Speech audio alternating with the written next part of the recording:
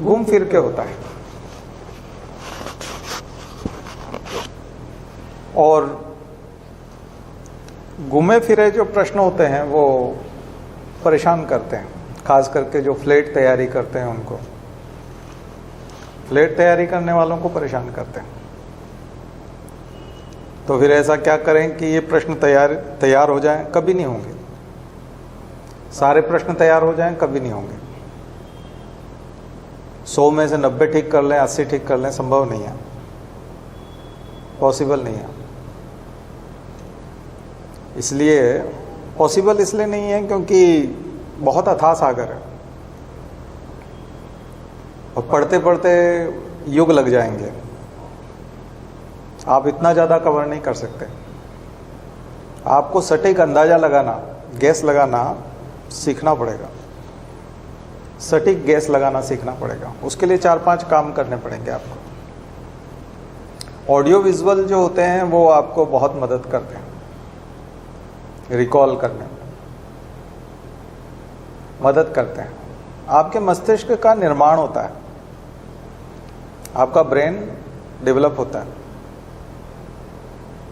Brain develop होता है उस दिशा में जहां आप सोच सकते हैं। किस तरह की सोच सकते हैं? आप सोच सकते हैं कि बृहदेश्वर मंदिर का निर्माण मोनोलिथिक या यूं कहें कि बड़े बड़े पत्थरों से हुआ है। मोनोलिथिक तो इसलिए नहीं कहेंगे क्योंकि एक ही पत्थर से पूरा मंदिर यदि बना होता तो फिर उसको हम मोनोलिथिक कहते या रॉक कट कहते या उसको और कोई नाम देते, लेकिन बहुत बड़े बड़े पत्थरों से हुआ है। लाल किला जब आप देखते हैं तो उसका स्टोन देखेंगे तो लाल किला आपने नहीं देखा है, लाल किला केवल पड़ा है तो वीडियो में देखिए, तो उसके पत्थर की साइज देखिए लाल किले की। तो कभी ये प्रश्न आ जाए कि लाल किले में जो पत्थर इस्तेमाल हुआ है वो कहाँ से खुदाई करके लाया गया है, कहाँ से तोड़ के लाया गया। फतेहपुर सिकरी पूरा का पूरा लाल पत्थर से बना हुआ है।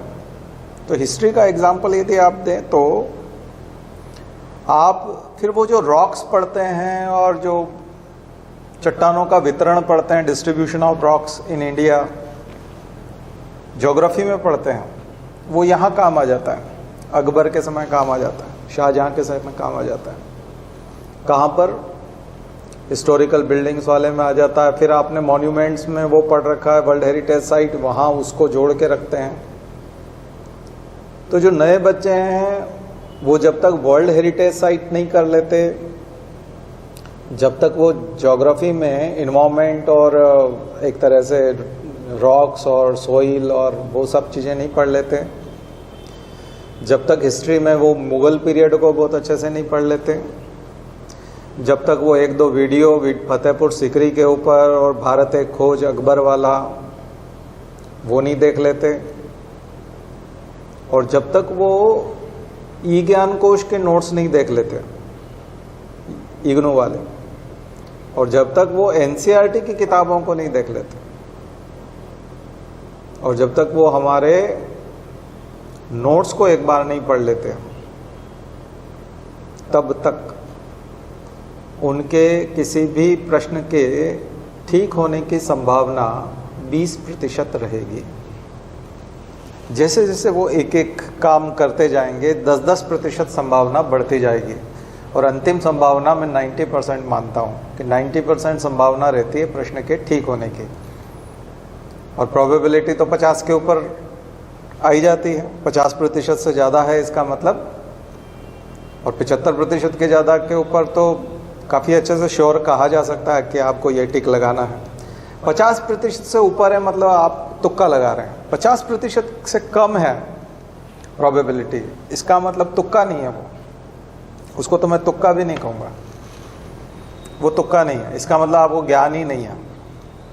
ठीक है, तो आपकी जो, अगर आप आज की तारीख में यदि कोई प्रश्न को लेके देखें तो 10% संभावना है उसके ठीक होने की बिना ज्ञान के। जो नए बच्चे हैं उनके लिए वो केवल 10% है। इसलिए आप जब टेस्ट दे देंगे, टेस्ट के एक्सप्लेनेशन पढ़ लेंगे, एनसीईआरटी पढ़ लेंगे, ई ज्ञान कोश वाला वो इग्नू का मटेरियल पढ़ लेंगे, फिर हम जो बुक्स बताते रहते हैं बीएल ग्रोवर और तमाम प्रकार की जो हिस्ट्री की किताबें पढ़ते रहते हैं, बताते रहते हैं, उसके बारे में पढ़ लेंगे थोड़ा सा। फिर हमारे नोट्स आप देख लेंगे, जो दोनों तीनों तरह के नोट्स हैं हमारे हिस्ट्री के, वो आप देख लेंगे। हमारी क्लास आपने देखी है, वो आप पढ़ लेंगे। ऐसा करके 10-10% संभावना बढ़ती जाती है। अब आप 90% संभावना वाले कितने प्रश्न हल करते हैं, 80% वाले कितने करते हैं, 70% वाले कितने करते हैं, तो आपके करीब 60 से ज़्यादा प्रश्न, 70 से ज़्यादा प्रश्न, 50% से 60% से ऊपर वाले होने चाहिए, 70 प्रश्न, तब जाकर के रिजल्ट 60-62 के आसपास बैठता है और फिर आप कट ऑफ मार्क्स के ऊपर होते हैं। तो मैंने आपको बता दिया है कि कहाँ कहाँ जो है क्या क्या कमी है, वो आपको दूर करनी है। कौन सा हिस्सा आपने, अगर आप 1 साल की तैयारी कर रहे हैं तो डेफिनेटली आप 30% 40% पे ही पहुँचेंगे। 2 साल से तैयारी कर रहे हैं तो आप 50 से ऊपर तो अपने आप हैं ही। तीसरा साल यदि आपको है तो आप 60 से ऊपर अब आपको जाना चाहिए। अगर आप 60% से ऊपर नहीं जाते 3 साल के बाद, इसका मतलब आपने तैयारी ठीक से नहीं की है। 3 साल आपने पूरी तरह से यूटिलाइज नहीं किए, बीच बीच में आप डाइवर्ट होते रहे, तो 3 साल की तैयारी लगती है। जो लोग झूठ बोलते हैं, वो लोग तो जो बोलते हैं केवल हमने 1 साल में निकाल लिया, वाकई में वो बहुत समय से तैयारी कर रहे थे, बता नहीं रहे थे वो, बाकी तैयारी काफ़ी समय से थी उनकी, इसलिए उनका पता नहीं चलता, खास करके झूठ बोल रहे थे। इंटेलिजेंट वगैरह कुछ नहीं होता है, सब बकवास है। इस परीक्षा में इंटेलिजेंस वगैरह इन सब का कोई मतलब नहीं है, प्रैक्टिस है। हर व्यक्ति को प्रैक्टिस करनी पड़ती है। किसी ने 9th क्लास में 10th क्लास में प्रैक्टिस करना शुरू कर दी, वो 21 साल में बन जाता। हमको लगता फर्स्ट अटेम्प्ट में बन गया, मतलब 6 महीने पढ़ाई की होगी। 9th से पढ़ रहा था वो, सिलेबस लेके बैठा था, कोई गाइड कर रहा था उसको, बहुत अच्छे से गाइड कर रहा था, लगा हुआ था वो। चमत्कार नहीं होते, ध्यान रखिए। इस फील्ड में, सिविल सर्विसेज के फील्ड में कोई चमत्कार नहीं होता, कोई जीनियस नहीं होता, कोई इंटेलिजेंट नहीं होता, सब लोग मेहनत करते हैं। बस ये है कि कई बार घर में कोई सहयोग करने वाला होता है, घर का ही व्यक्ति होता है गाइड करने वाला, समझाने वाला, तो उसका फ़ायदा मिल जाता है, वो जल्दी पकड़ लेता है उस चीज़ को। 3 साल तक कोचिंग करना थोड़ा सा कठिन काम होता है, खर्चा बहुत होता है, पैसा लगता है, कई बार बाहर रहना पड़ता है, तो उसके लिए बहुत मुश्किल, हर कोई नहीं कर पाता। 3 साल तक एफोर्ड नहीं कर पाता। वैसे 3 साल तक करना पड़ती है, 3 साल तक इसलिए करना पड़ती है क्योंकि सिलेबस एक बार कर लेते हैं, वो अच्छी बात है, लेकिन करंट अफेयर्स में भी बहुत सारी चीज़ें छूट जाती है और लिंक करती हैं पिछले 2 साल से। अब जीएसटी 2017 का है और जीएसटी का पूरा डेवलपमेंट आप अभी पढ़ोगे, और एक व्यक्ति जो जीएसटी की शुरुआत से जीएसटी को पढ़ रहा है, तो उसने कम से कम 100 घंटे जीएसटी को 2017 में दिए थे, 40-50 घंटे उसने 2018 में दिए, 20-25 घंटे उसने 2019 में दिए जीएसटी को, 10 घंटे उसने जीएसटी को 2020 में दिए अभी, और 2021 में वो 5 घंटे भी देगा तो काम चल जाएगा। तो उसके टोटल घंटे जो यदि आप देखेंगे तो 200 घंटे के ऊपर हो जाएगा केवल जीएसटी को। तो जीएसटी का कोई भी सवाल आएगा तो चूंकि उसने 200 घंटे खपा रखे हैं जीएसटी के ऊपर, 200 घंटे उसमें सुनना भी है, यूट्यूब का भी कोई लेक्चर हो सकता है, गवर्नमेंट की कोई डॉक्यूमेंट्री हो सकती है, न्यूज़पेपर के तमाम प्रकार के एनालिसिस हो सकते हैं। कम से कम एनालिसिस की बात करें करंट अफेयर्स की और इसकी, तो हमने खुद ने जो है जीएसटी के ऊपर और इसके ऊपर कम से कम 50 आर्टिकल लिए होंगे टोटल, और एक एक आर्टिकल 10 मिनट का है, एक एक आर्टिकल 10 मिनट का है ना। तो लगभग 10 घंटे तो हम जीएसटी के ऊपर अपनी क्लास में बता चुके हैं केवल जीएसटी के ऊपर, और अलग से जो 3-3 घंटे के और 2-2 घंटे के कई लेक्चर हुए होंगे वो अलग है। तो एक साल में 10 से 15 घंटे तो हम बात कर लेते हैं लगभग जीएसटी के ऊपर, 10 से 15 घंटे तो हम ही कर लेते हैं। तो फिर आप भी तो पढ़ते होंगे, होमवर्क पढ़ते होंगे, हमारा पीडीएफ देखते होंगे, हमारे नोट्स देखते होंगे, फिर एनालिसिस जो हम बताते हैं उसको रिवाइज करते होंगे। आप लोग देखते हैं ना, रिवाइज करते हैं, तब जाकर के ठीक होता है। तो ये तपस्या है। बस ये है कि ये श्योर है जीएसटी के ऊपर प्रश्न आएगा, मतलब आएगा। आज मैं डिफेंस वाला वो चीज़ें पढ़ाने वाला हूँ। कल भी आपको डिफेंस का सेक्टर बताया था। कल हम मेक इन इंडिया डिफेंस में जो है वो उसकी बात कर रहे थे। आज थोड़ा सा अलग एंगल है। हम वन रैंक वन पेंशन और उन सब चीज़ों को डिफेंस से जुड़े हुए, तो डिफेंस से एक सवाल तो आएगा ना। सरकार इतना कुछ डिफेंस में कर रही है, हम लोग इतना एफडीआई की बात कर रहे हैं, मेक इन इंडिया की बात कर रहे हैं, तो एक सवाल तो कहीं ना कहीं एक डिफेंस से आएगा।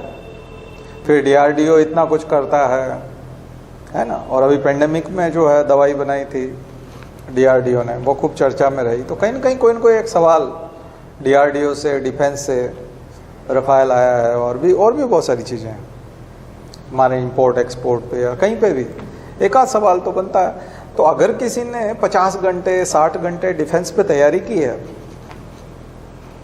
तो उसके तो सवाल के ठीक होने की संभावना 90% है।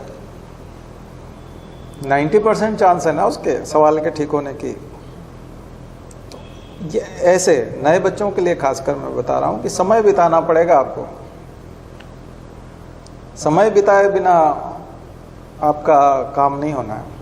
तो ज़्यादा से ज़्यादा समय जब आप देंगे तो फिर रिजल्ट निकल करके आएगा। तो ज़्यादा समय हम लोग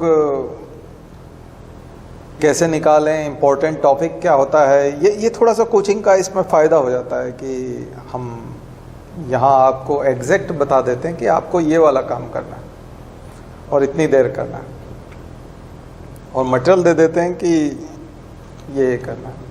कोचिंग नहीं होती तो फिर थोड़ी सी दिक्कत आती है, क्योंकि अपने से बैठ करके आदमी कोई किताब पढ़ रहा है सुबह से शाम हो गई तो उसको लगता है उसका आउटपुट है, या मतलब उसने बहुत बड़ा काम कर दिया, या अब एग्ज़ाम में वो फोड़ देगा तोड़ देगा, पर होता कुछ नहीं। इसलिए क्योंकि वो बेतरतीब पढ़ रहा था, किस चीज़ को कितना पढ़ना है, किसको कम पढ़ना है, किसको ज़्यादा पढ़ना है, और किसका रिजल्ट कैसे निकल करके आएगा, ये हम आपको साफ साफ बता रहे हैं। इसलिए हमने एग्जाम्पल दिया आपको मॉडर्न हिस्ट्री का, या यूँ कहें कि मेडिवल का। मुगल की बात कर रहा था मैं, मुगल एम्पायर वाली, कि वहाँ पर यदि स्टोन वाली बात आ रही है या अकबर वाली बात आ रही है तो उसके लिए आपको बहुत सारी चीज़ें देखेंगे तब जा करके एक व्यू बनेगा। हो सकता है बहुत सरल प्रश्न आ जाए और सीधा सीधा कहीं किताब में पढ़ा हो और उससे ठीक हो जाए, तो ऐसे प्रश्न होते हैं। पर ऐसे सिली क्वेश्चंस जो हैं वो 8 से 10 होते हैं। 8 से 10 प्रश्नों से तो आपकी बात बनेगी नहीं। आपको अंदाजा लगाना सीखना पड़ेगा। ज़्यादा से ज़्यादा आपका सटीक अंदाजा बैठ जाए, ऐसा कुछ करना पड़ेगा। तो वो कैसे होगा, उसी के लिए आपको बता रहे हैं कि मुख्य एक भाग होता है। जैसे पेड़ होता है तो उसमें मुख्य भाग होता है तना, आपने देखा होगा तना। तने के ऊपर फिर शाखाएं होती हैं, फिर उसके ऊपर पत्तियां होती हैं। वैसे हमारे नोट्स यदि आप पढ़ते हैं तो वो एक मुख्य भाग है। नोट्स आपको लगभग 70% हिस्सा कंप्लीट करता है। आपकी तैयारी का 70% हिस्सा नोट्स कंप्लीट कर देता है। तो आप नोट्स पे खूब ध्यान दीजिए। डीप में बनाए हुए नोट्स हैं, आप देख रहे होंगे, नोट्स आपके पास हैं, आपको टॉपिक पढ़ाया जा रहा है। आप देखिए कितना वास्ट कवर किया गया है। छोटी छोटी चीज़ें उसमें जोड़ दी गई हैं। छोटी छोटी आपने देखा होगा कि टू द पॉइंट बताया गया है सारी चीज़ों को। टू द पॉइंट बताया गया, फालतू बात नहीं की गई। वहाँ सेंटेंस नहीं बनाया गया, लंबे लंबे सेंटेंस और पैराग्राफ देख रहे हैं क्या आप उसमें नोट्स में? नहीं है, केवल सूचनाएं हैं, इंफॉर्मेशन है, नॉलेज है। जो रॉ नॉलेज है वो आपको सीधा दिया जा रहा है, सीधा परोसा जा रहा है थाली में, बना बनाए। उसमें कोई लपेट करके नहीं दिया जा रहा है, सीधा दिया जा रहा है। तो ये पकड़ना पड़ेगा आपको, और इस तरह से आप शुरुआत कर सकते हैं अपनी। और हमारे साथ साथ आप पढ़ते जाइए और टेस्ट देते जाइए, और साथ साथ करंट अफेयर्स करते जाइए।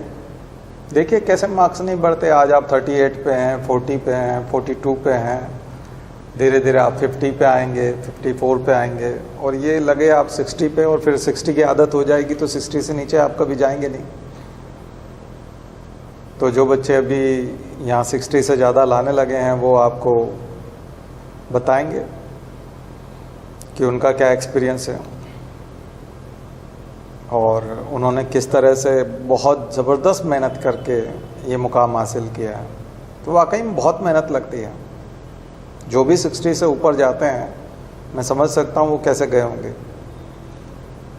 बहुत मेहनत लगती है, बहुत। और उसके साथ विनम्रता भी आ जाती है। ये बता दूँ, हमारे जितने भी लोग ये 60 से ऊपर जाते हैं, ये सब बहुत विनम्र हैं। क्या कारण है कि 60 से ऊपर जाने वाले लोग विनम्र हो जाते हैं?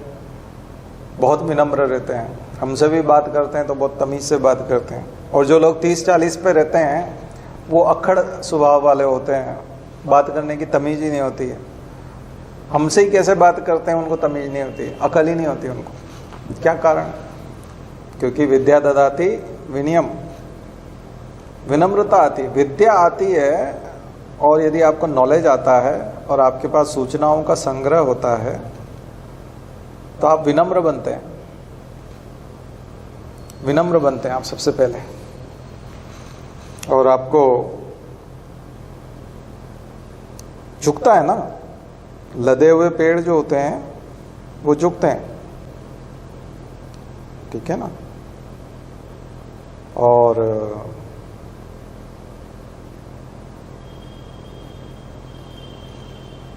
जो पेड़ सूखे होते हैं या लदे हुए नहीं होते, आप उनकी हालत देखते हैं ना कैसी होती है। सीधे खड़े रहते हैं, तने हुए रहते हैं, हेकड़ी में रहते हैं। तो लदना पड़ता है, झुकने के लिए लदना पड़ता है, हर कोई नहीं झुक सकता। तो विनम्रता आती, ध्यान रखिए। तो पहला लक्षण यह आएगा, विनम्र आप नहीं है, अक्खड़ हैं, इसका मतलब है कि अभी शुरुआत हुई है, अभी पत्ते आने लगे, अभी फल आने में टाइम लगेगा। और बहुत ज़्यादा फल आएंगे, जब बहुत ही ज़्यादा फलदार हो जाएंगे तो शाखाएं झुक जाएंगी, तो झुकना शुरू होता है व्यक्ति। उसको मैंने आपको बताया था कि नॉलेज और इन्फॉर्मेशन जब आती है तो इससे ईगो क्यों गायब हो जाता है? ईगो इसलिए गायब हो जाता है कि नॉलेज आने के साथ ही आपको ये पता चलता है कि आपको क्या नहीं आता है। शुरू शुरू में आपको कोई बोलता है कि ये IAS की तैयारी है और ये आप तैयारी कर लीजिए, तो उसको लगता है कि वो IAS हो गया क्योंकि वो IAS की तैयारी कर रहा है, तो बहुत हेकड़ी में आ जाता है। क्योंकि वो तैयारी करना शुरू करते समय में उसको ऐसा लगने लगता है कि वो IAS हो गया, और बहुत ही घमंड आ जाता है और वो अकड़ जाता है। अगर वो तैयारी मैं जो बता रहा हूँ उस तरह से शुरू करे तो 10%, फिर 10%, फिर 10%, तो 10% लॉ यहाँ पे भी लगता है एनवायरमेंट जैसा। और 10% जब वो गेन करता जाएगा, NCERT ख़त्म करेगा, इग्नो वाला ख़त्म करेगा, भारत एक खोज ख़त्म करेगा, ऑडियो विजुअल वाले और भी जो दूसरे माध्यम हैं, यूट्यूब के लेक्चर हैं वो देखेगा, फिर धीरे धीरे हमारे भी लेक्चर देखेगा, और फिर नोट्स पढ़ेगा, और फिर 1-2 किताबें ख़त्म करेगा। और जैसे जैसे किताबें ख़त्म होगी और करंट अफेयर्स से जोड़ करके देखना शुरू करेगा, तो फिर उसको पता चलेगा कि मुझे तो कुछ भी नहीं आता। क्योंकि जितना ज़्यादा, इसलिए बताया था, जो जितना ज़्यादा जानता है उसका उतना ज़्यादा जानना बाकी रहता है। जितना ज़्यादा जानता है उसका उतना ज़्यादा जानना बाकी रहता है। जो कम जानता है उसको लगता है कि उसको सब कुछ आ गया, उसको लगता है यही सब कुछ है। जैसे मेरे सामने कीबोर्ड पड़ा हुआ है, माउस पड़ा हुआ है, मॉनिटर है और CPU रखा हुआ है। अगर मैं इसको कंप्यूटर मान लूँ कि ये जो मॉनिटर है, ये जो सीपीयू है, ये जो माउस है और ये कीबोर्ड है, इसको कंप्यूटर कहते हैं, तो मेरे में अहंकार आ सकता है कि मुझे ये चलाना आ गया, इसे मैं चलाना जान गया हूँ और मैं इसका मास्टर हूँ क्योंकि मुझे चलाना आता है। लेकिन जब मैं इसकी गहराई में जाऊँगा और मुझे लगेगा कि नहीं, इसके अंदर तो अभी बहुत सारी चीज़ें हैं। जिसे मैं सीपीयू बोल रहा हूँ, उसका अभी मैं जो देख रहा हूँ आपके डिस्प्ले वाली चीज़ें हैं, इस डिस्प्ले में 50 तरह के झंझट हैं। मैं HDMI केबल ट्राई कर रहा हूँ तो 50 तरह की HDMI केबल है। HDMI केबल जो है वो 1 वाले सीरीज़ में तो अलग थी, अब 2.0, 2.0A, 2.0B, 2.1 सबसे लेटेस्ट वाला जो ये है, अब उसमें वो बोलता है कि 48 Gbps से वो डेटा ट्रांसफ़र करती है केबल। तो आपका जो पोर्ट यहाँ 2.1 वाला है वो HDMI का उधर 2.1 वाला है कि नहीं। फिर आपका जो डिस्प्ले जहाँ हो रहा है उसका कितना रिजोल्यूशन है, उसका रिजोल्यूशन यदि मान लिया जाए HD में है, सामान्य HD वाला, एक समय में जो था वो डेफिनेशन जो है वो जो डिस्प्ले होता था वो 720, 750, 60 ऐसे कुछ थे। अब जा कर के वो 1080 और वो उस पे आता है, उसमें भी फिर 30p और 60p अलग होता है। उसके बाद जब मैं देख रहा हूँ उसको कि अब वो डिस्प्ले जो है वो नया वाला आ गया 2160 इंटू वो वाला, तो वो अल्ट्रा HD हो गया। HD आया बीच में 1080 वाला, अब वो अल्ट्रा HD हो गया। अल्ट्रा HD में फिर वो 4K कहलाता है। अब वो 4K वाला जो है वो शुरू हुआ तो मार्केट में अब 8K भी आ गया है, अभी 8K के मॉनिटर भी आ रहे हैं। तो 8K में फिर वो 2.0 वाला और वो काम नहीं करता, उसके लिए फिर 2.1 वाली केबल जो है वो ही काम करेगी जो अल्टीमेट है। तो आपकी 50 तरह की तो केबल हो गई, 50 तरह के डिस्प्ले हो गए केवल मॉनिटर इसके, 50 तरह के आपके ग्राफिक कार्ड हो गए, उनकी फिर अलग अलग क्षमताएं हो गई। उसके अकॉर्डिंग फिर रैम है, रैम के अलग अलग फैमिली है एक तरह से। वो DDR1 से शुरू हुई थी तो DDR2, DDR3, DDR4, अब DDR4 में भी मीटर हर्ट्ज में अलग अलग कैपेसिटी जाती है। वो अभी जो DDR5 निकाल रहा है वो बोल रहा है कि नहीं, वो जो इसका जो मैक्सिमम था DDR4 का वो DDR5 वहाँ से शुरू करेगा, बल्कि उससे ऊपर से शुरू करेगा स्लॉट। तो आपका कंप्यूटर तो सुपर कंप्यूटर हो गया। आपका PC जो 20,000 रुपये में बन जाता है, जिसमें पावर सप्लाई भी लग जाती है, मदरबोर्ड भी लग जाता है, जिसमें तमाम चीज़ें लग जाती है, 20,000 रुपये में बन जाता है। आपका PC यदि आप कहीं जाएंगे तो 50-50 हज़ार का तो केवल ऊपर का कैबिनेट है, खोखा है उसका, जिसमें तरह तरह के फंक्शन हैं। ATX साउंड के अलग अलग प्रकार हैं, साउंड के इतने प्रकार हैं, मैं पिछले 8-10 दिनों से पढ़ रहा हूँ बहुत सारी चीज़ें। तो ATX साउंड में भी कई तरह की क्वालिटी हैं। अब ये मैं इंफॉर्मेशन टेक्नोलॉजी भी पढ़ा रहा हूँ आपको, ये इंफॉर्मेशन टेक्नोलॉजी वाले चैप्टर में भी आएगा और ये आपको उसमें लिखना पड़ेगा कहीं ना कहीं। तो अब कैसे आप निर्धारित करेंगे कि ये जो है नॉलेज हमारा जो है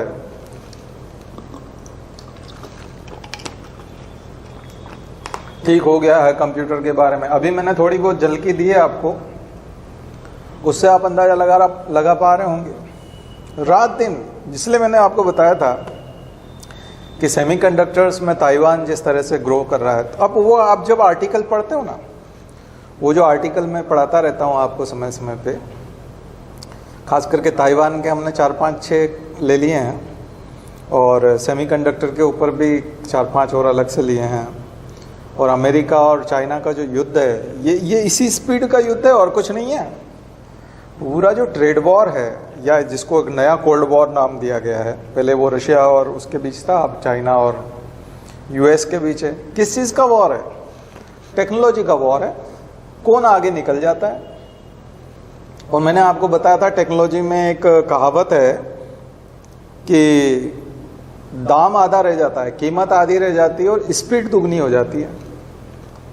इसकी ग्रोथ और डेवलपमेंट जो है वो इस तरह का है जिसमें उसकी कीमत जो होती है, प्राइस, उसकी कीमत जो है वो आधी रह जाएगी और स्पीड दुगना हो जाएगी। तो दुगनी स्पीड में वो मिलेगा। तो जो पीसी आपको पहले 40,000 रुपए में मिला करता था, उससे दुगनी स्पीड वाला आज 20,000 रुपए में मिलेगा। ठीक है, तो समय के साथ बहुत परिवर्तन होता है। समय के साथ साथ स्पीड बढ़ रही है, क्वालिटी बढ़ रही है। आपका जो डिस्प्ले है, उसके जो पिक्सल हैं, वो उसका जो सेटिंग है वो बहुत कॉम्पैक्ट होता जा रहा है।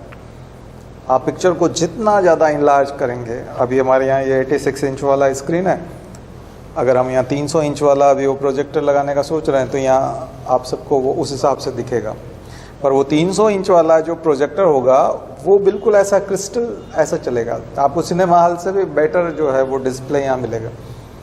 और वो पहले सिनेमा हॉल में जा करके, थिएटर में जा करके आप देखते थे, पीवीआर में देखते हो, आप जा करके आईनॉक्स में देखते हो, वो आपको हम यहाँ 2 लाख रुपए में वो कर देंगे, अरेंज कर देंगे।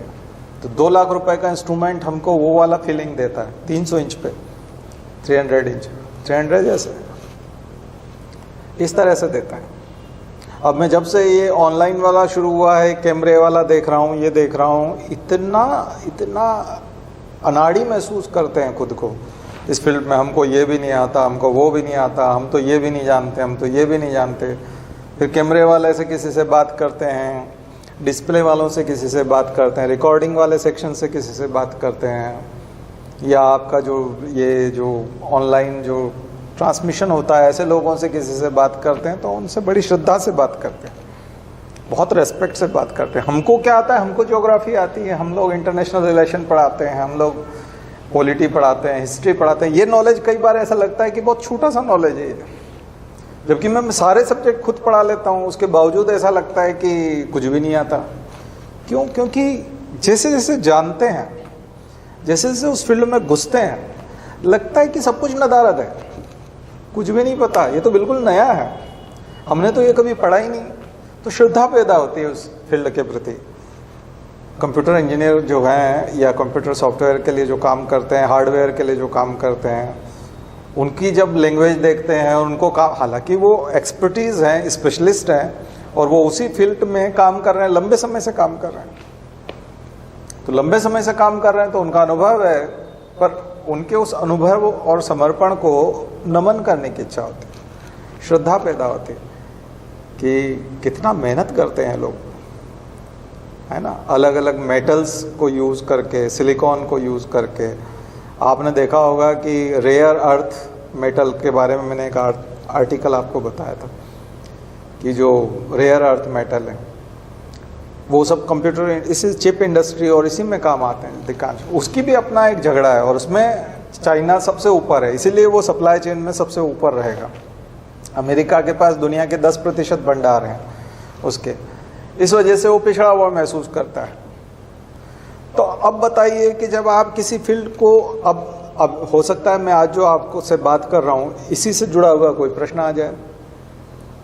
5G आ रहा है, 5G में स्पीड क्या होगी, 5 Gbps की जो स्पीड होगी गीगाबाइट पर सेकंड वाली, तो वो उसकी केबल कैसी होंगी, क्या उसकी भी केबल ऐसी ही केबल होंगी, ऑप्टिकल फाइबर या फाइबर ऑप्टिक्स जिसको हम लोग कहते हैं, उनमें किस तरह से डेटा दौड़ता है, तांबे के वायर में उतना डेटा क्यों नहीं दौड़ पाता, उसकी क्षमता मैक्सिमम कितनी हो सकती है, और जब वो ग्लास ट्यूब्स होंगी या इस तरह की जो ऑप्टिकल फाइबर होंगे जिसमें एक तरह से लाइट को यूज़ किया जा रहा है, ऑप्टिक वर्ड है ना चूंकि, तो ऐसे फाइबर जो हैं वो डेटा को किस गति से ले जाते हैं, किस रूप में ले जाएंगे, डेटा किस तरह से, तो फिर आपका वो लार्ज हेड्रॉन कोलाइडर तक जाएगा, सिंक्रोट्रॉन और साइक्लोट्रॉन तक जाएगा, जो मैंने आपको इंडस 1 इंडस 2 बताया था, इधर उन तक जाएगा, तो आपका दिमाग वहां तक दौड़ेगा। तो कितनी लिंक करने की चीजें हैं, कितने ही लिंक करने की। अब खुद लार्ज हेड्रॉन कोलाइडर को पढ़ोगे तो अपने आप में वही एक समस्या लगने लगती है ना, पूरा उसका डीप में जाओगे तो कितने वैज्ञानिक लगे हुए हैं।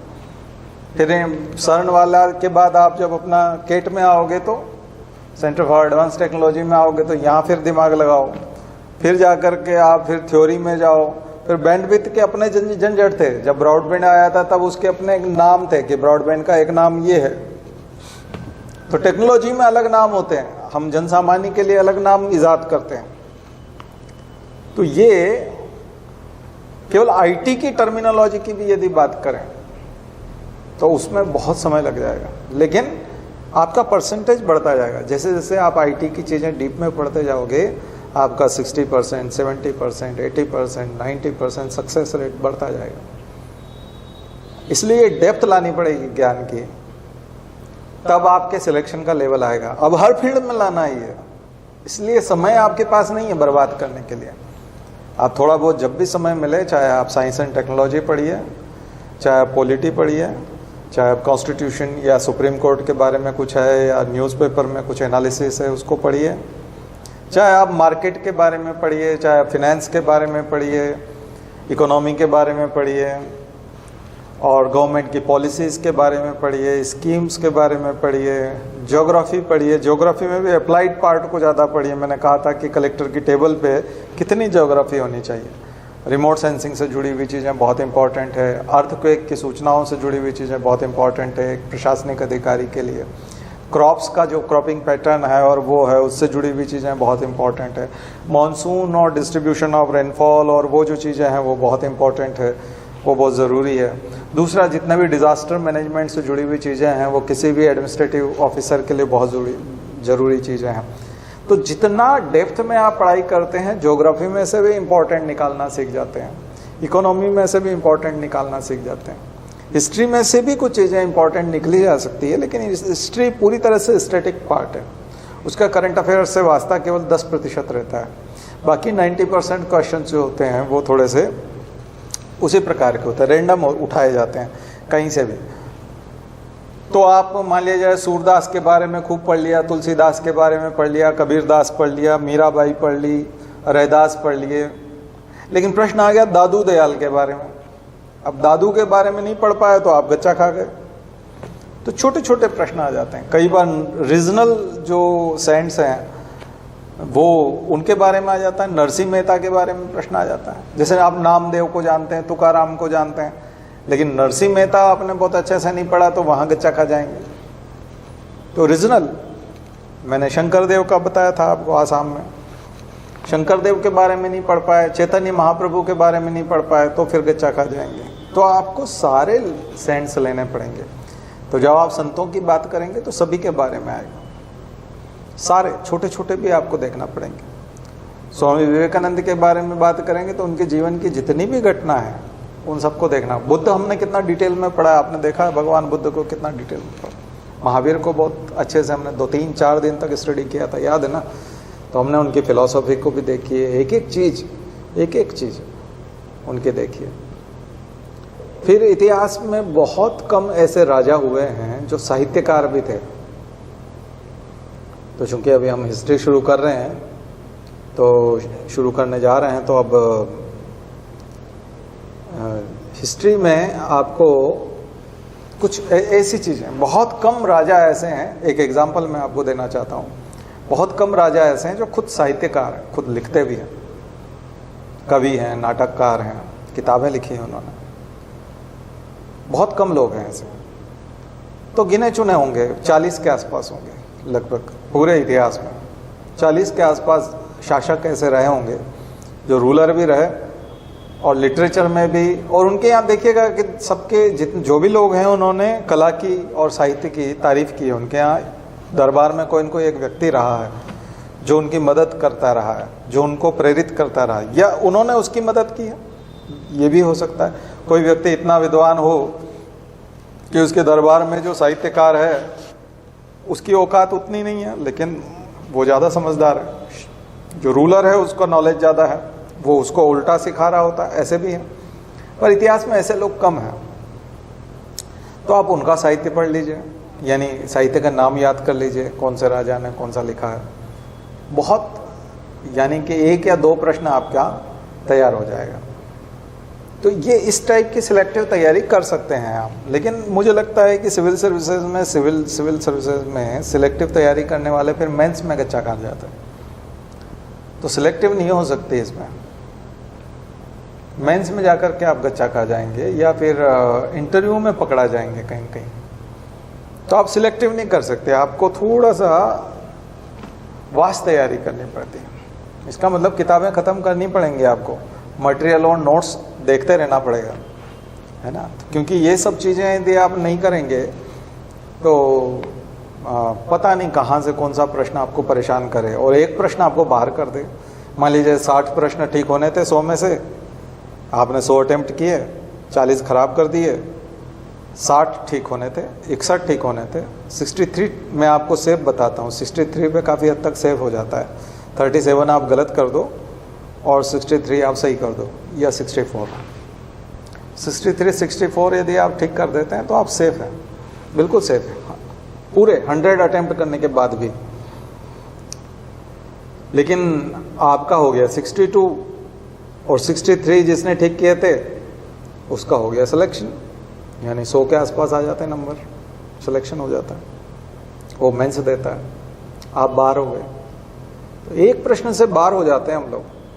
अब वो एक प्रश्न कौन सा वाला हो सकता है, क्योंकि 62 आपने ठीक किए हैं, 38 खराब किए हैं, या तो आप छोड़ देते 4-5 प्रश्न तो फिर बात बन जाती, 96 से अटेम्प्ट करते तो फिर 62 में भी सिलेक्शन हो जाता, लेकिन पूरे 100 कर दिए, इसका मतलब आपको 63 करना है। तो कहीं न कहीं एक प्रश्न जो है या पॉइंट उसका, क्योंकि 1/3 जो है वो माइनस होता है, तो कहीं न कहीं उसका पॉइंट आपको बाहर कर देगा, एक नंबर या उसका पॉइंट आपको बाहर कर देगा। 0.66 वो भी आपको बाहर कर सकता है, आप मेंस नहीं दे पाएंगे।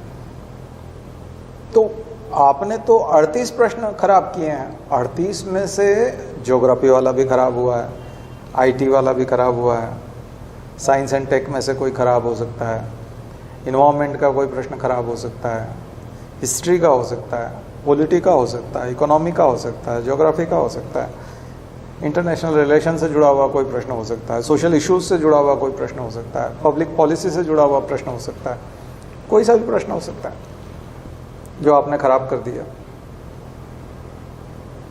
तो खराब तो होंगे। अब ये 32 हैं और मैंने आपको लगभग 8 सेक्टर बता दिए, तो हर सेक्टर से आपने अगर 4-4 खराब किए हैं तो आप कोशिश करो कि 3-3 ही खराब हो। ठीक है, खराब तो होंगे, कुछ प्रश्न तो गलत होंगे, ये बात तय है, लेकिन किसी सेक्टर से आप 8 प्रश्न खराब करते हैं, 20 पूछे थे और 8 खराब कर दिए, तो ये पनिशमेंट मिलेगा इसका। मैंने आपको बताया था पॉलिटी एक ऐसा सेक्टर है जिसमें 20 में से 20 आप ठीक कर सकते हो, बाकी कोई ऐसा सेक्टर नहीं जिसमें 100% रिजल्ट आता हो। पॉलिटी एकमात्र ऐसा सेक्टर है जिसमें आप पूरे 20 ठीक कर सकते हो, 20 में से 20 ठीक कर सकते हो। तो समय दीजिए पॉलिटी को, और ज़्यादा समय नहीं लगता। परीक्षा के दिनों में 10 दिन लगते हैं और बाकी दिनों में उसमें 1.5 से 2 महीना लगता है। तो आप 3 साल तैयारी करते हैं, 1.5 से 2 महीना आपने पॉलिटी की अच्छे से तैयारी कर ली, तो फिर 10-10 दिन देते रहो हर साल, और परीक्षा के दिनों में 10 दिन दे दो उसको। यानी अब परीक्षा आपकी अक्टूबर में है, अभी से आप शुरू कर दो, कभी भी 10 दिन 15 दिन आप लेके बैठ जाना पॉलिटी को, फिर लास्ट में 1-2 दिन रिवीजन कर देना, यानी 20 घंटे का रिवीजन, 20 घंटे में आप रिवाइज हो जाती है, पॉलिटी खत्म हो जाती है, पूरी तरह से खत्म हो जाती है। नीचे जो बिल्कुल वहाँ तक जो अध्यक्षात्मक प्रणाली और संसदात्मक प्रणाली, पार्लियामेंट्री एंड प्रेसिडेंशियल सिस्टम, दोनों का जो कंपैरिजन होता है वहाँ जाके ख़त्म होती है ना, या फिर इलेक्टोरल रिफॉर्म पे जाके ख़त्म होती है करंट के टॉपिक पे, या फिर जुडिशियल एक्टिविज्म वाला टॉपिक होता है। हर किताब में अलग अलग व्यक्ति अपना टॉपिक नोट्स अपना अलग तरीके से ख़त्म करता है, या कॉन्स्टिट्यूशनल अमेंडमेंट पे जाके ख़त्म होता है। तो लिमिटेड टॉपिक्स हैं, लास्ट में जाकर के भी लिमिटेड टॉपिक्स हैं, बीच में भी जो है वो आर्टिकल्स हैं। तो आर्टिकल्स का भी रिलेशन, कई सारे आर्टिकल तो एक ही टॉपिक से रिलेटेड है, केवल राष्ट्रपति से रिलेटेड 10-12 आर्टिकल हो जाएंगे, केवल उपराष्ट्रपति से जुड़े हुए हो जाएंगे, संसद की कार्रवाई से जुड़े हुए हो जाएंगे, लोकसभा अध्यक्ष से जुड़े हुए 8-10 हो जाएंगे। तो एक जैसे हैं और एक जैसा पैटर्न है, क्योंकि किसी में उसकी शपथ है, किसी में पद है, किसी में वो जो शर्तें हैं, किसी में जो है उसको कैसे हटाएंगे उसकी प्रक्रिया है, ये फिक्स है। तो जब आप कॉन्स्टिट्यूशन का पैटर्न समझ जाएंगे और पॉलिटी को उस तरह से पढ़ना शुरू करेंगे तो आपके क्वेश्चंस कवर होना शुरू हो जाएंगे। फिर कितने हो जाएंगे कवर होते होते यदि आप अभी 10 प्रश्न ठीक करते हो पॉलिटी में, तो आप जैसे जैसे मेहनत करेंगे, जैसे जैसे आपके घंटे बीतेंगे पॉलिटी की किताबों में और लेक्चर्स में, खास करके हमारे लेक्चर सुनिए यूट्यूब पे, बहुत सारे अच्छे लेक्चर हैं। फंडामेंटल राइट्स से जुड़ी हुई चीज़ें हैं, डायरेक्टिव प्रिंसिपल्स वाली चीज़ें हैं, बहुत सारी चीज़ें हमने पॉलिटी के बारे में बहुत अच्छी बताई है। और फिर जो आप प्रैक्टिस करेंगे क्वेश्चन पेपर की, ये पेपर जब आपको प्रैक्टिस में आएंगे और आप एक एक क्वेश्चन के साथ जिएंगे, क्योंकि 2 से 3 मिनट आप पढ़ते हैं ना, 1 मिनट तो पढ़ते ही हैं, 1 मिनट का तो हमको देना ही पड़ता है समय। 1 मिनट जब हम उस प्रश्न को पढ़ते हैं और वो खराब हो जाता है, सी वाला आंसर था हमने बी कर दिया, बी कहीं से कहीं तक नहीं लगना था, तो बाद में हम सिर धुनते हैं। एक्सप्लेनेशन पढ़ते हैं तो फिर दिमाग में आता है कि ये नहीं करना था। अगली बार जब उस टाइप का आता है और फिर से गलत हो जाता है तो और ज़्यादा दिमाग खराब होता है, और ज़्यादा अच्छे से ध्यान रखा जाता है, तो फिर तीसरी बार आता है तो हम खराब नहीं करते। तो एक तो ये तरीका हुआ, धीरे धीरे रेंग करके आगे बढ़ा जाता है। फिर 11 प्रश्न ठीक होने लगे, 1 आध महीना और तैयारी की, कभी 1 आध महीना केवल पॉलिटी की नहीं की, मतलब और भी सब करते रहे और पॉलिटी भी पढ़ते रहे, तो 12 ठीक होने लगे, धीरे धीरे 13 होने लग जाएंगे। एक क्षण ऐसा आएगा कि पॉलिटी में आपका 20 से नीचे नहीं जाएगा। कभी कभार हो सकता है कि कोई एक आध प्रश्न ऐसा नॉर्मल सा कुछ आ जाए तो आपको 19 ठीक हो, लेकिन अदरवाइज आपको आराम से 20 में से 20 प्रश्न ठीक होने लग जाएंगे। आदत हो जाएगी आपको, जीतने की आदत होती ना, जैसे हम बोलते हैं क्रिकेट की टीम में कि उनको जीतने की आदत हो गई, तो वैसे ही क्रिकेट की तरह ये भी संभावनाओं को नहीं मानता ये खेल। जैसे क्रिकेट को बोलते हैं ना कि वहाँ जो है ऐसी चीज़ें बहुत होती हैं जो अचानक से होती हैं। क्रिकेट को दरअसल सर्टेनिटी नहीं कह सकते, अनिश्चितताओं का खेल है, अनसर्टेनिटी वाला खेल है। ठीक वैसे ही सिविल सर्विसेज भी बहुत अनसर्टेनिटी वाली है। किसी ने हमने देखा 3 बार प्रीलिम्स निकाल लिया, चौथे बार में वो प्रीलिम्स ही नहीं निकाल पाया। ऐसे लोग भी हैं, आईपीएस बन जाते हैं, आईपीएस हो जाते हैं, आईआरएस हो जाते हैं, फिर से आईएएस करने के लिए बैठते हैं।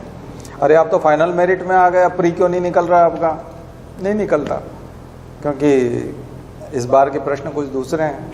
तो हर बार के प्रश्न बिल्कुल अलग होते हैं, हर बार की दुनिया अलग होती है। लेकिन ऐसा कोई तुक्का नहीं होने वाला कि आप टेस्ट में 40 ला रहे हो और अचानक से परीक्षा में 65 ले आओगे।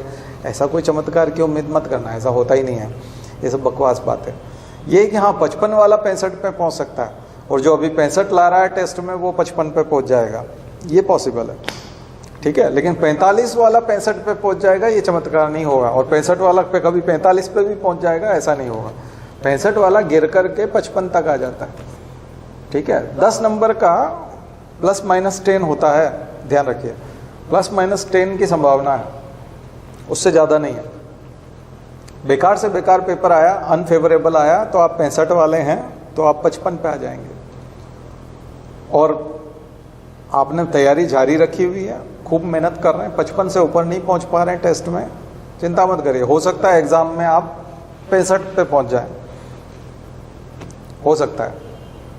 ये चमत्कार नहीं है, ये तो मेहनत है। बस ये है कि आपका डायरेक्शन उस दिशा में था जिसमें परीक्षा होने जा रही है, उस डायरेक्शन को वो टेस्ट पेपर वाला नहीं समझ पा रहा। टेस्ट पेपर बनाने वाले को अकल नहीं है अभी कि जो डायरेक्शन है ये कैसा है।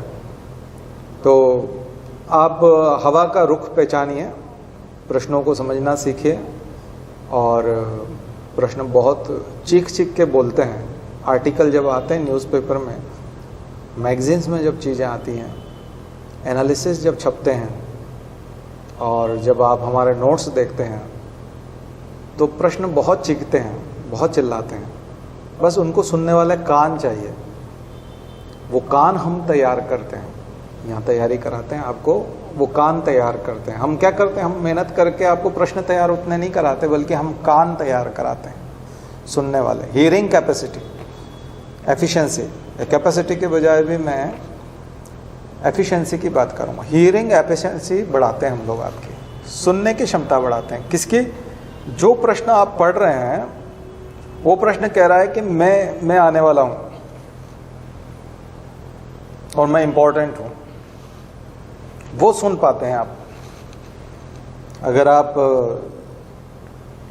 हमारे निर्देशों का पालन करेंगे, हम जैसा जैसा बता रहे हैं वो सब आप सीखने की कोशिश करेंगे और ठीक वैसी वैसी तैयारी करने की कोशिश करेंगे, आप पहुंच जाएंगे वहाँ। बिल्कुल भी ऐसी चीज़ नहीं है यूपीएससी की परीक्षा, ये आईएएस की परीक्षा है कि बहुत दुर्लभ है और बहुत कठिन है, असंभव सी है, ऐसा कुछ भी नहीं है। बहुत सामान्य सी परीक्षा है, लेकिन उसके लिए एक अनुशासन और एक सामान्य प्रक्रिया का पालन करना पड़ता है, एक सिंपल प्रोसेस से गुजरना पड़ता है। वो प्रोसेस में रहते हुए आदमी को बाद में स्वाद आने लगता है, बाद में उसकी सफलता का गंध आने लगता है, शुरू में नहीं आता। मेहनत के शुरू के 1 आध साल में 2 साल में नहीं आता, स्ट्रगल रहता है। तो यकीन मानिए जो बच्चे आपसे ज़्यादा नंबर लाते हैं और आपसे अच्छे प्रश्न ला करके ठीक करते हैं, उनसे कभी आप पूछेंगे, बात करेंगे तो वो आपको बताएंगे कि कैसे उनकी स्थिति भी कितनी कमज़ोर थी और कैसे वो यहाँ तक पहुँचे हैं। तो इस पूरे सफ़र में आपको बिल्कुल अपना उत्साह बनाए रखना है, निराशा को हावी नहीं होने देना है, शरीर को स्वस्थ बनाए रखना है और जो हम निर्देश दे रहे हैं उनका ज्यों का त्यों पालन करना है। उसमें अपनी अकल नहीं लगाना। अपनी अकल इसलिए लगाने के लिए मैं मना कर रहा हूँ कि जैसे वैक्सीन के मामले में, अभी कोरोना के इलाज के मामले में लोग जो अपनी अकल लगा रहे थे उनको मना किया गया था कि आप अपनी अकल मत लगाइए, जो चल रहा है उसको समझने की कोशिश कीजिए, क्या चल रहा है, क्या कहा जा रहा है, निर्देश क्या दिए जा रहे हैं, क्योंकि वो एक्सपर्ट दे रहे हैं। हालांकि यहाँ कोरोना में अनसर्टेनिटी बहुत ज़्यादा थी, तो कई बार डॉक्टरों के निर्देश और गवर्नमेंट की गाइडलाइन और आईसीएमआर और उनकी जो पूरा एम्स के डायरेक्टर वगैरह भी जो बोल रहे थे, कई बार वो सब चीज़ें नहीं हो रही थी।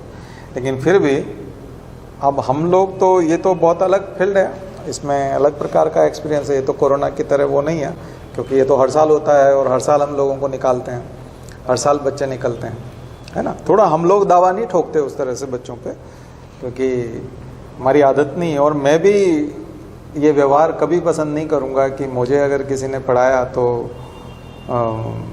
इस तरह से वो दावा ठोके, क्योंकि इसलिए हम लोग जो है कभी इस प्रकार का कोई चीज़ पब्लिश नहीं करते, क्योंकि ठीक है हमने फीस ली है और बच्चे ने पढ़ाई की है, मेहनत की है, वो अपना उसका ठीक है, अचीवमेंट है वो। अब उनमें से कितने लोग बताना चाहते हैं, नहीं बताना चाहते किसी को, वो अब उनके ऊपर है कि वो लोग बताते हैं या नहीं बताते हैं, कितना बताते हैं। खैर वो बात की बात है, वो सब आप लोगों के लिए कोई इतना परेशान होने की ज़रूरत नहीं, नहीं हम लोग परेशान होते हैं इस चीज़ से लेके। तो ये जितने भी लोग जो बने हैं या जितने भी लोग सीखे हैं वो इसी प्रक्रिया से गुजरे हैं। अब वो कुछ लोग क्या है कि घमंड के कारण बताते नहीं, वो सोचते हैं कि अगर हम ये बताएंगे कि हमने बहुत मेहनत की है, हमने बहुत ज़बरदस्त की है। कई लोग तो एग्जैजरेट करते हैं उसको और बहुत ज़्यादा उसको बढ़ा चढ़ा के बताते हैं, जो उन्होंने नहीं किया वो भी बताते हैं। कुछ लोग जो है वो ज़्यादा करते हैं मेहनत और कम बताते हैं, ताकि उनको अच्छा माना जाए कि अरे तुम तो बहुत कम मेहनत में हो गए, इसका मतलब तुम इंटेलिजेंट हो। ऐसा नहीं है, सच कोई नहीं बताता, सच बहुत कम लोग बताते हैं, ऐसा नहीं है कि बिल्कुल कोई भी नहीं बताता, लेकिन बहुत कम लोग बताते हैं। तो आप लोगों को हिम्मत बनाए रखना है, स्वस्थ रखना है खुद को और रेगुलर पढ़ाई करते रहना है। थोड़ी कछुए की गति से होगी और स्पीड उसमें नज़र नहीं आएगी, लेकिन एक तरीका है स्पीड को नापने का। जैसे आप कहीं जा रहे हो तो आप समय पर पहुंच पाएंगे कि नहीं, इसको नापने का एक तरीका होता है। क्या तरीका होता है? स्पीडोमीटर की तरफ देखते रहो और माइल्स को देखते रहो, माइलस्टोन को भी देखते रहो कि माइलस्टोन क्या कह रहा है, और स्पीडोमीटर को भी देखते रहो। तो स्पीडोमीटर जो है आपको बताता रहेगा कि आपकी अभी स्पीड क्या है। घड़ी को भी देखते रहो कि अभी क्या समय हुआ है, कब आप निकले थे, और माइलस्टोन को देखोगे तो पता चल जाएगा कि कितना आप आगे निकल आए हो। तो तीनों चीज़ें देखते रहना पड़ता है। घड़ी भी, समय भी देखना पड़ता है, स्पीडोमीटर भी देखना पड़ता है और माइलस्टोन भी देखना पड़ता है कि आप कहाँ तक पहुँच गए और अब कितना बाकी है। कितना और चलना बाकी है। ये 3 चीज़ों का सिंक्रोनाइजेशन आपको, कई लोग क्या करते हैं कि बस पढ़ते रहते हैं, काम करते रहते हैं। आप गाड़ी चलाते जा रहे हो, बस स्पीड नहीं देख रहे, माइलस्टोन नहीं देख रहे, घड़ी नहीं देख रहे, तो फिर आप उस समय पे नहीं पहुंच पाओगे जिस समय पे। या फिर प्रैक्टिस कर लो, रोज टेस्ट दे करके इतनी प्रैक्टिस कर लो। जिस आदमी की प्रैक्टिस होती है, जैसे कोई यहाँ से भोपाल से इंदौर बस ले जाता होगा, वो जो चलती है ना बस वीडियो वाली, वीडियो तो नहीं बोलते आजकल उनको, हम वोल्वो बोलते हैं, है ना। तो ऐसी जो बसेस होती हैं वो 2x2 वाली, वो बसेस होती हैं, उनके ड्राइवर तो रोज चलाते हैं। रोज चलाते हैं तो हो सकता है कि उनकी प्रैक्टिस इतनी हो जाए कि न तो उनको स्पीडोमीटर देखना पड़े, न घड़ी देखना पड़े, उनको स्टीयरिंग भी संभालते हुए अच्छे से आती है, और अपना जो रेस जो वो लगाते हैं, एक्सेलरेटर जो दबाते हैं, बस उसका प्रेशर उनको याद है, उनके नर्वस सिस्टम ने उसको एब्जॉर्ब कर लिया है, और उनका पाँव उतना ही हमेशा एक्सेलरेटर दबाता है जितना इंदौर पहुंचने के लिए 3 घंटे में जरूरी है। तो हर रोज वो 3 घंटे में ही पहुंचाते हैं। यहाँ से 12 बजे निकलते हैं तो 3 बजे पहुंच जाते हैं। तो हर रोज यही करते हैं, रोज यही करते हैं, रोज यही करते हैं, तो 3 घंटे में ही पहुंचते हैं। ना तो उनको स्पीडोमीटर की जरूरत है देखने की, ना उनको माइलस्टोन की जरूरत है, ना ही उनको घड़ी देखने की जरूरत है। वो उनके शरीर के नर्वस सिस्टम में आ गया है कि उनका पंजा जानता है कि कितना प्रेशर डालना है, और जब प्रेशर डाल रहा है और जो एक्सेलरेटर उधर से जो रिवर्स प्रेशर दे रहा है पाँव पे, वो ब्रेन को महसूस हो रहा है कि कितना प्रेशर डला है। और फिर जो गाड़ी की गति है वो गति बता देती है, कभी कभी स्पीडोमीटर देख लेते हैं। ठीक है, तो या तो अपनी आदत इतनी बना लें, हम प्रैक्टिस इतनी कर लें कि हमको ये सब देखने की ज़रूरत ना पड़े और हमारी तैयारी हो जाए। ऐसे बच्चे कुछ हैं, अभी आप में से कुछ बच्चे ऐसे हैं जो 60 से ऊपर जाते हैं हमेशा, तो मैं उनको ऐसा ही परफेक्शन वाला व्यक्ति मानता हूँ जिन्होंने अपने डेली लाइफ में इन सब चीज़ों को शामिल कर लिया है। जो बच्चे अभी नहीं हैं वहाँ, उन लोगों को ये तीनों सिंक्रोनाइज करना आना चाहिए कि आप जो पढ़ रहे हैं उसकी स्पीड क्या है, क्या पढ़ रहे हैं, कैसे पढ़ रहे हैं, और कितने समय में कितना कंप्लीट कर रहे हैं, और कितना और आपको करना है। ये सब चीज़ें आपको धीरे धीरे पता चलती जाएंगी, और जैसे जैसे आप पढ़ते जाएंगे वो लेवल हासिल होता जाएगा। घबराने से कुछ नहीं होगा। अचानक से अगर आप सोच रहे हैं कि आपका तो ग्रेजुएशन हो गया, 21 साल के हो गए, और अब आपने तैयारी शुरू की, तो अब तो हमारा 1 साल में बनना जरूरी है। कई लोग बोलते हैं एग्ज़ाम की वैकेंसी कब निकलेगी, हमसे पूछते हैं सर ये एग्ज़ाम कौन से महीने में होती है। अगर हम कह दें कि वो अगस्त में होती है या जून में होती है, तो वो मई में शामिल करेंगे क्लास में अपने आप को, यानी कि 1 महीने में वो विद्वान हो जाएंगे। दरअसल आप जब भी क्लास ज्वाइन करते हैं उसके 3 साल बाद, यानी तैयारी शुरू करते हैं, उसके 3 साल बाद एग्ज़ाम देने लायक बनते हैं, यानी एग्ज़ाम निकालने लायक बनते हैं। एग्ज़ाम तो आप कभी भी दे दो, एग्ज़ाम देने में क्या करना होता है, फॉर्म भरना होता है, एग्ज़ाम में जाके बैठ जाओ। आप कभी एग्ज़ाम सेंटर पे गए हैं पीएससी के और यूपीएससी के, तो आपने देखा कितने बच्चे जो हैं 98% बच्चे बिना तैयारी के ऐसे ही उठ के फॉर्म भर के एग्ज़ाम देने आते हैं, जिनका कोई लेना देना नहीं है एग्ज़ाम से। 90% तो ऐसे हैं। ठीक है, सिंक्रोनाइज करिए खुद को। तो बहुत बच्चे ऐसे हैं, 90% से ज़्यादा बच्चे ऐसे हैं जिनका एग्ज़ाम तो देते हैं लेकिन एग्ज़ाम निकलना नहीं है, कभी नहीं निकलना है। 1-2% ऐसे बच्चे भी हैं जो 1-2% ही ऐसे बच्चे हैं जो इस एग्ज़ाम को निकालने लायक हैं और वो कंपटीशन में हैं। ठीक है, उन्हीं में फाइट होती है। ठीक है ना। चलिए, तो मुझे लगता है कि बहुत सारी छोटी छोटी बातें हमने की और आपका फिर से उत्साह बढ़ा होगा इस बीच में, क्योंकि बहुत समय से मैंने आपसे इस तरह से बात नहीं की थी, तो थोड़ा सा लग रहा होगा कि कम्युनिकेशन हमारा होना चाहिए इस तरह का। और इसको मोटिवेशनल भी कह सकते हैं आप लोग। मैं इसको एक्सेलरेशन वाली क्लास कहूँगा, मोटिवेशन के बजाय। अब आपको मोटिवेशन की ज़रूरत नहीं है, एक्सेलरेशन की ज़रूरत है। मोटिवेशन की ज़रूरत उनको होती है जो दुविधा में, डायलेमा में। आप लोग तो सब तैयारी करने के लिए तय कर चुके हैं कि हमको बनना है, आपने क्लास ज्वाइन कर ली है, आप पूरी तरह से संकल्पित हैं, टेस्ट दे रहे हैं, मेहनत कर रहे हैं, तो आप वो व्यक्ति नहीं हैं जो दुविधा वाले हैं, डायलेमा वाले नहीं हैं। आप तो तय कर चुके हैं कि आपको बनना है। तो मोटिवेशन की ज़रूरत उनको होती है। आपको किसकी ज़रूरत है? आपको एक्सेलरेशन की ज़रूरत है, आपको स्पीड बढ़ाने की ज़रूरत है। आपकी स्पीड जो है वो कम नहीं होनी चाहिए। तो टेस्ट में जो लोग डाउन जा रहे हैं, नीचे जा रहे हैं या ऊपर नहीं पहुंच पा रहे, स्टिल वहीं टिके हुए हैं, ऐसे लोग अपनी स्पीड बढ़ाएं, डेफिनेटली रिजल्ट आएंगे। और मल्टीप्लाई होता है रिजल्ट भी, ध्यान रखिए। ऐसा नहीं होता कि दरअसल दो तरह की ग्रोथ होती है ना, एक धनात्मक वृद्धि, एक गुणात्मक वृद्धि। एक तो केवल प्लस होता जाता है, जुड़ता जाता है, एक और एक 2 होता जाता है, एक और एक 11 वाली भी होती है, लेकिन एक मल्टीप्लाई होता है 2 into 2। यहाँ 2 में तो दोनों में 2 + 2 भी वही हो जाएगा, 2 into 2 भी वही हो जाएगा, लेकिन जैसे 4 + 4 और 4 into 4 है ना, तो बहुत अंतर हो जाता है। 4 into 4 और 4 + 4 कितना हो गया? एक तरफ 8 हो रहा है, एक तरफ 16 हो रहा है। तो ये परिवर्तन आ जाएगा, ऐसे परिवर्तन आता जाता है। और जितनी बड़ी संख्या होगी उसमें उतना मल्टीप्लाई होगा। तो जितने आवर्स आप मेहनत करेंगे उसको आप मल्टीप्लाई करते हैं, तो आपका मल्टीप्लिकेशन होता रहता है पढ़ाई का। ठीक है, बहुत स्पीड से भी भागती है। बस ये है कि बशर्ते आपका डिजिट जो है वो ऊंचा होना चाहिए, कंट्रीब्यूशन ऊंचा होना चाहिए। कंट्रीब्यूशन ऊंचा रहेगा तो रिजल्ट भी मल्टीप्लाई होगा, और केवल प्लस करेंगे तो स्पीड धीमी रहेगी। तो ये आपके ऊपर है कि आप धनात्मक वृद्धि करते हैं या गुणात्मक वृद्धि करते हैं। ठीक है, तो इसलिए रेगुलर रहिए, निर्देशों का पालन कीजिए। इसमें ब्रेक मत लीजिए, ध्यान रखिए। इसमें आलस्य का, ब्रेक लेने का, विश्राम करने की बिल्कुल कोई गुंजाइश नहीं होती है। आप उतना ही समय पीछे खिसक जाएंगे। जैसे किसी एग्जाम में आप डिफिट खाते हैं, चाहे इंटरव्यू में खाएं, चाहे आप मेंस में खाएं, चाहे आप प्रीलिम्स में, आप फिर से वहीं पहुंच जाते हैं, उसी स्थिति में पहुंच जाते हैं। कितना भी ऊंचे आप चले जाएं, अगर आप सिलेक्शन नहीं हुआ आपका, तो फिर से आपको ABCD से करना होगा। तो बहुत बहुत बेकार कंडीशन है ये।